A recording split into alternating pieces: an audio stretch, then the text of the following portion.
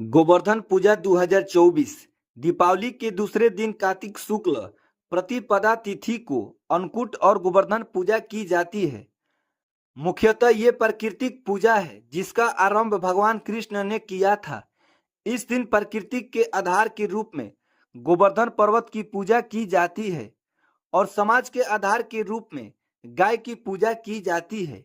ये पूजा वज्र से आरंभ हुई थी और धीरे धीरे भारत में प्रचलित हो गई है।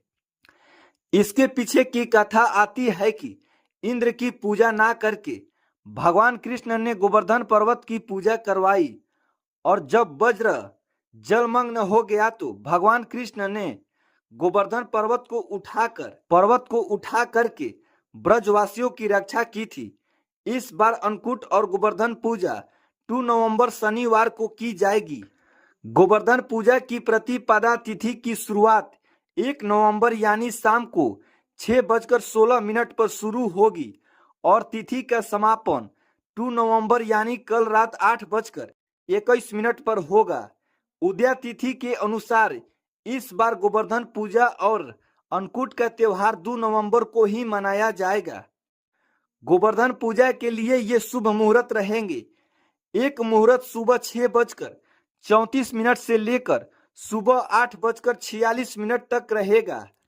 दूसरा मुहूर्त दोपहर 3:23 से लेकर शाम 5:35 तक रहेगा। तीसरा मुहूर्त शाम 5:35 से लेकर 6:01 तक रहेगा। गोवर्धन पूजा विधि: इस दिन सबसे पहले शरीर पर तेल की मालिश करके स्नान करें। इसके बाद घर के मुख्य द्वार पर गाय के गोबर से गोवर्धन पर्वत की आकृति बनाएं। साथ ही उस पर्वत को घेर कर आसपास ग्वालपाल पेड़ और पौधे की आकृति बनाएं। इसके बाद गोवर्धन के पर्वत के बीचों बीच भगवान कृष्ण की मूर्ति या तस्वीर लगाएं। इसके बाद गोवर्धन पर्वत और भगवान कृष्ण की पूजा करें।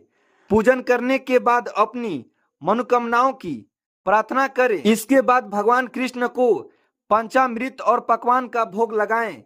ऐसी मान्यता है कि इस दिन जो लोग गोवर्धन पर्वत की प्रार्थना करते हैं उन लोगों की संतान से संबंधित समस्याएं समाप्त हो जाती है।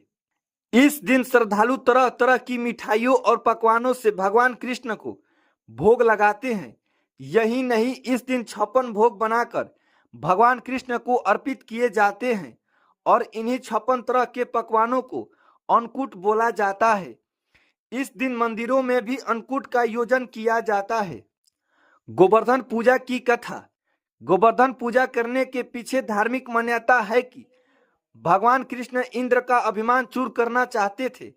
इसके लिए उन्होंने गोवर्धन पर्वत को अपनी छोटी अंगुली पर उठाकर गोकुल वासियों की इंद्र से रक्षा की थी।